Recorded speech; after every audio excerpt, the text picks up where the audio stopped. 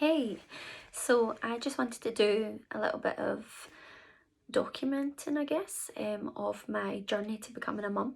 So I am going down the route of becoming a solo mum by choice using a sperm donor, and doing this journey via IVF. There was a big discussion between should I go down the route of IUI or IVF. And to be honest, before I even thought about being a solo mum by choice, I didn't actually even know what the difference between the both of them were. So it's just been a bit of research, and yeah, I might do another video. Actually, I will do another video of just like describing the differences and difference in the procedure, difference in the prices, and the invasiveness, etc. of it. So and why I decided to just go ahead with IVF first. So that's what I'm going to do. A few things before I picked my clinic and even picked my sperm donor. A few things that I did was really research. Like, I went onto YouTube and watched a lot of videos of other solo mums and their experience. I also typed in clinics on like IVF clinics, solo mum by choice, into YouTube, and a lot of ABC IVF in Manchester, which is the clinic I've decided to use, a lot of videos from them were popping up, and I must have watched maybe 3 or 4 different videos from that one clinic from solo mums. So I felt like their marketing, this particular clinic's marketing, was really inclusive for solo mums, and something in my gut and my heart was just telling me this is the company I want to use. And I don't know if it's just because it was the first company I found or heard about, because I'm in Glasgow, so it is a bit of a trek. It wasn't really to do with the logistics of the easiness of getting there, or else I would have chosen Glasgow. It was just kind of a gut feeling, and I liked that they were really inclusive for solo parents. And yeah, so I also read the book Going Solo by Genevieve Roberts, which is a really nice read. It's not too long, not too short. It's really informative. It's got nice stories in it, so it's a good read, really balanced read, and it's her experience, and that was really nice and enjoyable. I would say that the main source of all my information was from the Stork and I podcast, it's called. So basically, this lady Mel, who I've not actually spoke to before, I really should reach out to her and thank her. I feel her podcast was so valuable. I binged listened to that podcast in like a month, and some of them I listened to them twice. So she really takes you through a journey. Our first few podcasts are about like making the decision, is this the right decision for you to become a solo mum? And she takes you like all the way through to actually going through IVF or IUI, becoming a mum, or the difficulties of like people who are struggling to become a mum. And then it goes all the way through to, she even interviews donor conceived people, and she knows their experience, which was really fascinating, because you do want to think about the consequence of how you bring up your child and how much you tell them, etc. And I've learned from that, like, always be like being open from day one about how your child was conceived is so important. Where was I? So yeah, read the book, listened to podcasts, watched videos of other people's journey. I also joined the Stork and I Facebook group, so if I did have any questions, I could ask other women who were going or had gone through this process already. I've just got some notes here so that I don't forget anything. So I then in April decided to book a scan just to check my fertility. So I am 35. I'll be 36 in January 2024. So I'm 35 right now, and I just wanted to check where my fertility was at. So I actually drove, I could have easily done this in Glasgow, but I wanted to check out ABC IVF, the actual clinic as well. So I drove, I think it was like 3.5, 4 hours down to Manchester. I had my scan. Now, just a short side story. when I always think of an ultrasound scan, I always thought they scanned the stomach. So when I got there and the nurse was like, okay, if you just take your bottom half off and jump on this bed, which had like the stirrups for your legs like on them, I was like, what? Like, it was a transvaginal scan, I think they call it. Yeah, they were looking into my womb, etc. via the vagina, so wasn't prepared for that. I was like, oh my god, I've not shaved my legs. So yeah, side story, I digress. But yeah, so just to warn anyone that also thought the same, it is not a stomach scan, it goes up the vagina. So basically everything was clear. It was quite fascinating. You could see on the screen beside you, she said my womb looked really healthy, it's really good blood flow, etc.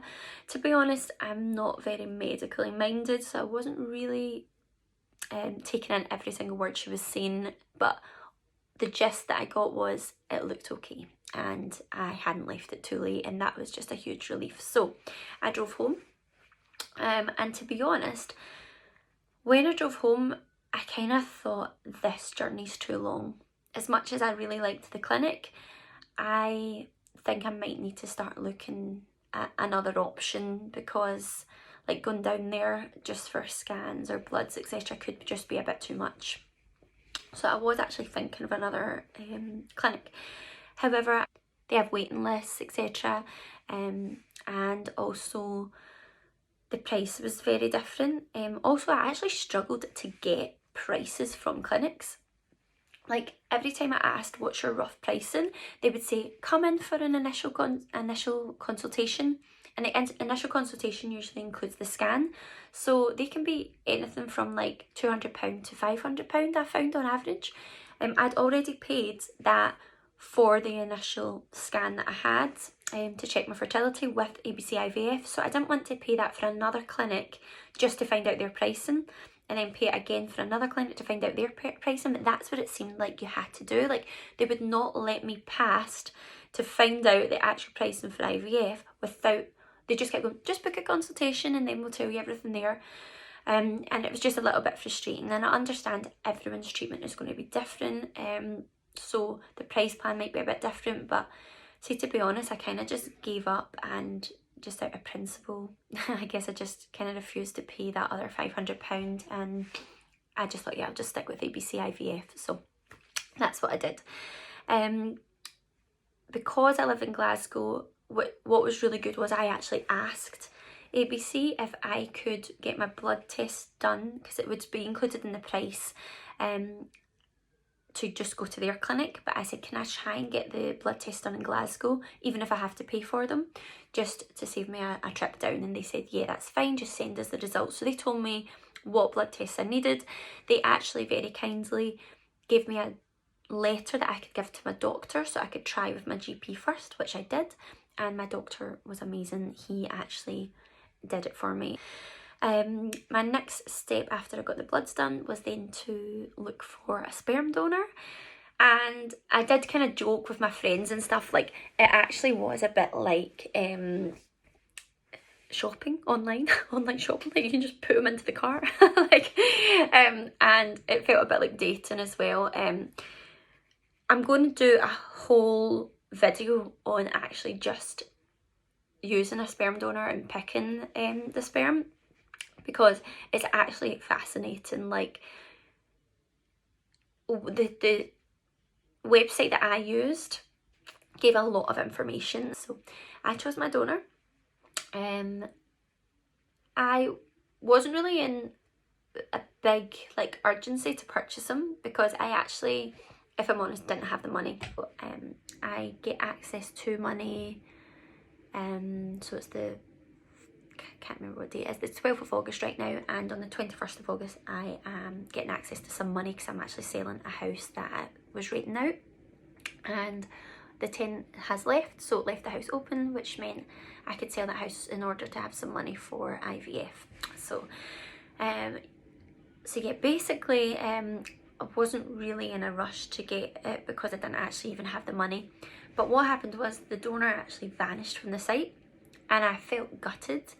So that's why I knew, like, I actually really wanted that donor.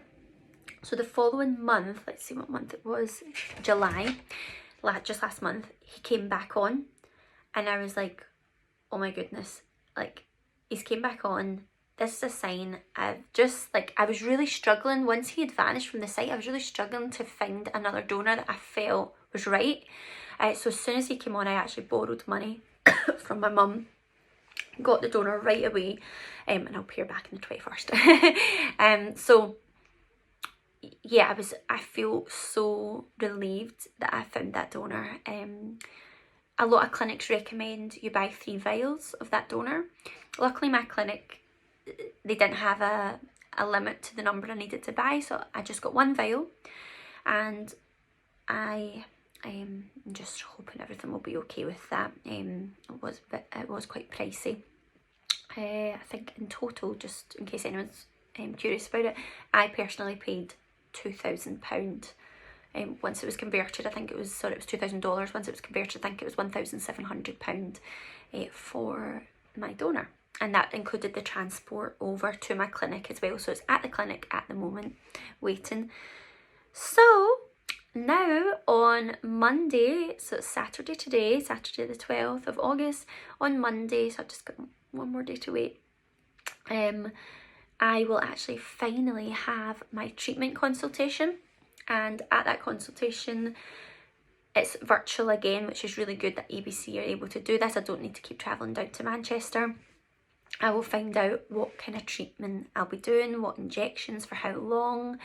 I really don't know much about the actual process, like how often I take the injections, how many I take, so I'm just really looking forward to just having a bit of a clearer mind. I think I'll just feel like a weight off my shoulder, like just knowing, right, this is what my plan is, because everyone's plan will be personal to them, and a rough date of when I'm about to start. So yeah, I'm just like, bring it on, let's do this now. So that's my journey so far, and I will keep updating these videos, like I said, for anyone else that's interested, just anyone else that might help, and also for myself. So I will say bye for now.